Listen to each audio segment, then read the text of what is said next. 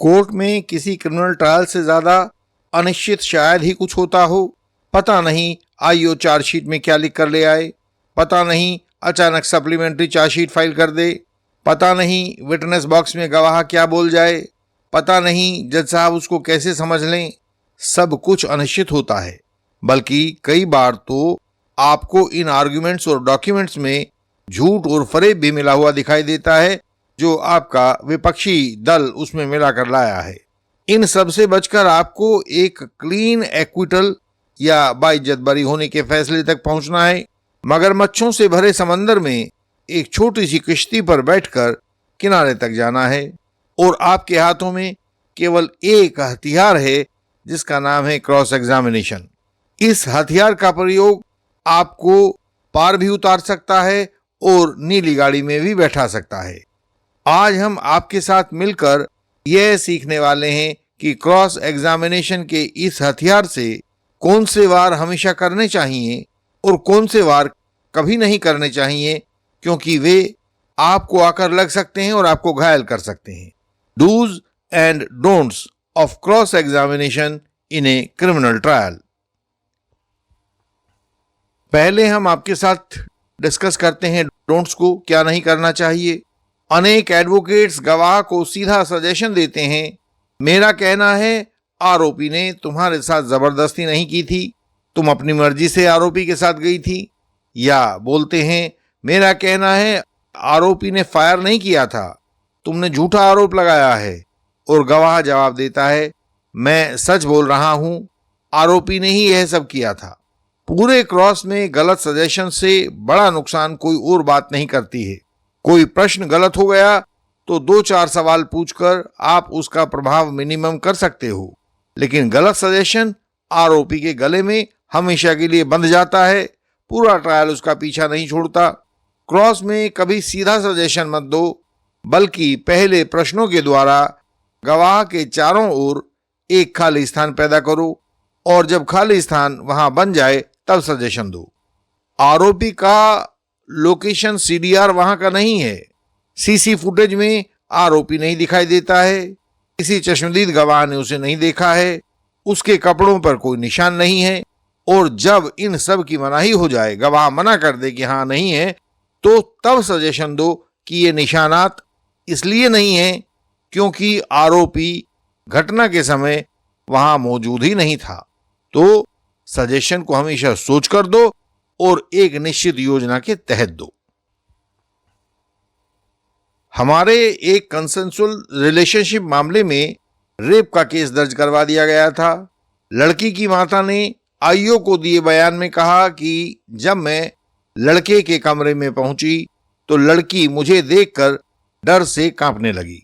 वह बताना चाह रही थी कि लड़की अपनी चोरी पकड़ी जाने से डर गई थी।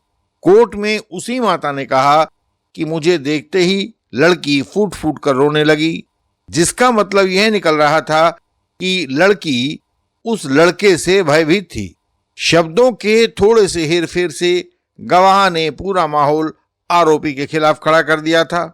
डिफेंस काउंसिल को इस बदली हुई बात पर गवाह का क्रॉस करके कोर्ट में यह दिखाना चाहिए कि लड़की के फूट फूट कर रोने की बात कभी आईओ को बताई ही नहीं गई थी। यदि आपने इस नए पॉइंट को रिवर्ट नहीं किया तो जजमेंट और अपील हर जगह यह गवाही आरोपी को दोषी ठहराने के काम आएगी। इसका अर्थ हुआ, सबक यह है कि कभी भी चार्जशीट से बाहर का फैक्ट अपने क्रॉस एग्जामिनेशन में मत आने दीजिए। अगर गवाह लेकर आता है तो उसको निकाल के बाहर कीजिए। चार्जशीट यानी प्रोसिक्यूशन मटेरियल से बाहर का कोई फैक्ट कभी भी केस फाइल पर नहीं आने देना चाहिए। हमारे एक दूसरे केस में लड़की के स्कूटी से जाने की बात आती है। बयान 161 में स्कूटी से गिरने का प्रकरण नहीं आता था। आरोपी लड़का और हमारे स्थानीय एडवोकेट सन्न रह गए जब लड़की ने कोर्ट के बयान में कहा कि आरोपी ने उसका हाथ खींचा जिससे मैं स्कूटी से गिर गई और मुझे चोट लगी। डिफेंस काउंसिल जागरूक थे। उन्होंने एकदम से पूछा, क्या आपने यह बात आईओ को दिए बयान में बताई थी? और फिर अगला सवाल पूछा कि यह देखो अपना बयान और इसमें देखकर बताओ कि आपने यह बात कहां बताई थी कि लड़के ने आपकी स्कूटी को रोककर आपको गिरा दिया था। डिफेंस काउंसिल ने स्कूटी के मैकेनिकल इंस्पेक्शन के ना होने की बात पर भी सवाल उठाया। स्कूटी गिरी, उसमें चोट लगी, लड़की को चोट लगी, तो मैकेनिकल इंस्पेक्शन कहां था? आपका डॉक्टरी एग्जामिनेशन कहां हुआ था? और फिर बाद में डिफेंस काउंसिल ने उसको सजेशन दिया कि स्कूटी कभी गिरी नहीं थी, इसलिए कोई मैकेनिकल इंस्पेक्शन हुआ ही नहीं था। आप गिरी नहीं थी, आपको चोट नहीं आई थी, तो आपका मेडिकल एग्जामिनेशन हुआ ही नहीं था। और फिर कहेंगे कि तुम शपथ लेने के बाद भी कोर्ट में झूठ बोल रही हो, तुम्हारे खिलाफ क्यों ना कार्रवाई की जाए। अब इसके बाद हम वे काम देखते हैं जो क्रॉस एग्जामिनेशन में अवश्य ही किए जाने चाहिए। कोर्ट में हमेशा लिखे हुए सवालों से ही क्रॉस एग्जामिनेशन करें। जो सवाल आपको पूछने हैं उनकी एक फहरिस्त बनाकर उनको टाइप करके अपने सामने रखें। पुराने एडवोकेट्स हाथ से पॉइंट्स लिख लिया करते थे। कोर्ट की सुनवाई में काउंसिल पर अनगिनत प्रेशर्स होते हैं। सामने बैठे जज साहब का दबाव होता है, जल्दी जल्दी सवाल पूछो, यह ना पूछो, वह पूछो। पब्लिक प्रोसिक्यूटर के, अपोजिट काउंसिल के ऑब्जेक्शंस होते हैं, उनसे पैदा होने वाली डिस्टर्बेंस होती है। स्टेनो जो टाइप कर रही है उसकी टाइपिंग पर भी ध्यान देना होता है कि वही बात लिखवाई जा रही है या नहीं। गवाहों के घुमावदार जवाब होते हैं जिनसे पार पाना होता है। इन सब को एक साथ मैनेज करते करते अच्छे अच्छे वकीलों का फोकस टूटने लगता है। फोकस बिगड़ते ही क्रॉस की लाइन टूट जाती है। यदि कोई एडवोकेट कहे कि उसे फर्क नहीं पड़ता है तो समझिए कि वह साफ झूठ बोल रहा है। इन कोर्ट प्रेशर से, इनसे होने वाली डिस्टर्बेंस से और अपने डिस्ट्रैक्शन से बचने का यही एक तरीका है कि जो भी सवाल हैं उनको लिख कर रखो। इससे यदि डिस्टर्बेंस हो भी जाए तो उसके बाद काउंसिल उसी सवाल को उसी लय और भाषा में वहीं से शुरू कर सकते हैं। क्रॉस का कोई लॉस नहीं होता। जो एक आध सवाल मौके पर उभर जाते हैं वे वहीं पर पूछे जा सकते हैं और उन्हें अपने लिखित सवालों में जोड़ा जा सकता है। अगला पॉइंट है कि यह एक नियम मानिए कि झूठे केस में गवाहियों में जो भी गवाहियां होती हैं उनमें आपसी तालमेल नहीं होता। एक गवाह कहेगा कि पकड़े जाने के बाद लड़की दौड़ते दौड़ते अपने घर आई, दूसरा कहेगा कि वह अपने मकान के पीछे खड़ी थी और तीसरा कहेगा उसकी मां लड़की पर चिल्ला रही थी। तो चार्ज फ्रेमिंग के बाद इन सब गवाहों के बयानों को आमने सामने रख लीजिए, आपस में उनके टकराने के बिंदुओं को ढूंढ लीजिए, सारी फाइल में से ढूंढ कर देखिए कि कौन सा बयान बाकी के एविडेंस द्वारा सपोर्टेड है, कौन सा बयान बाकी के एविडेंस के विरुद्ध जा रहा है। गवाहियों के इन अलगावों और कॉन्ट्राडिक्शंस को लिख लीजिए। तीसरे गवाह से पूछिए कि लड़की दौड़कर घर तो नहीं आ रही थी, यानी कि जो दूसरे गवाह ने कहा था उसका काट करवा दीजिए। दूसरे से पूछिए लड़की की मां चिल्ला तो नहीं रही थी, यानी कि तीसरे गवाह को काट दीजिए। तीसरे से पूछिए लड़की अपने घर के पीछे तो नहीं खड़ी थी, यानी कि पहले गवाह को काट दीजिए। वे इससे मना करेंगे और गवाह इस तरह एक दूसरे के खिलाफ गवाही देने को मजबूर हो जाएंगे और प्रोसिक्यूशन केस इस तरह से टूट कर बिखर जाएगा जैसे बिजली गिरने से बूढ़ा पेड़ फट जाता है। और आईओ के सामने तो बिल्कुल अलग तरह का संकट खड़ा हो जाएगा कि वह किस गवाह की बात को सपोर्ट करे, क्योंकि लिखी तो सारी बातें आईओ ने ही थी। तो इससे सब गवाह आपस में लड़ मरेंगे और आईओ उन सभी गवाहों से लड़ मरेगा। यह लगभग एक नियम सा है कि जितने भी झूठे जबरदस्ती संबंधों वाले केसेस होते हैं उनमें प्रोसिक्यूट्रिक्स हमेशा अपने कोर्ट बयान में बड़ा फेरबदल करती है।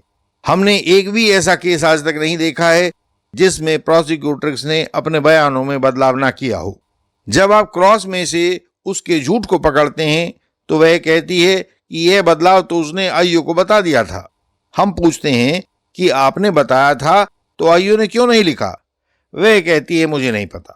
कोई भी गवाह यदि अपने कॉन्ट्राडिक्शंस को, इंप्रूवमेंट्स को सामने आने पर कहे कि मैंने तो आईओ को बता दिया था, तो इसका एक ही इलाज है कि जब आईओ क्रॉस के लिए आए तो उससे स्पेसिफिकली यह पूछा जाए कि फला गवाह ने आपको क्या यह बात बताई थी?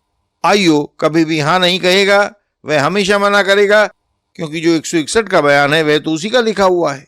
इससे आप उस इंप्रूवमेंट करने वाले गवाह की गवाही को मटियामेट कर सकते हैं, और यह फार्मूला हर गवाह की गवाही पर लगाओगे तो पूरा केस बिगड़ जाएगा और आपका आरोपी बच जाएगा। क्रॉस एग्जामिनेशन एडवोकेट के हाथ में एक जादू की छड़ी के जैसा होता है, बस उसे यूज करने का तरीका आपको ठीक से आता हो। यदि आज के डूज एंड डोंट्स को सही ढंग से प्रयोग किया जाए तो कमाल के परिणाम सामने आते हैं। आज के समय में तो आप दूर बैठे ही एक्सपर्ट वकीलों से अपना क्रॉस तैयार करके मंगवा सकते हो। इससे फॉल्स एलिगेशन वॉरियर्स और यंग एडवोकेट कलीग्स दोनों को लाभ हो जाता है।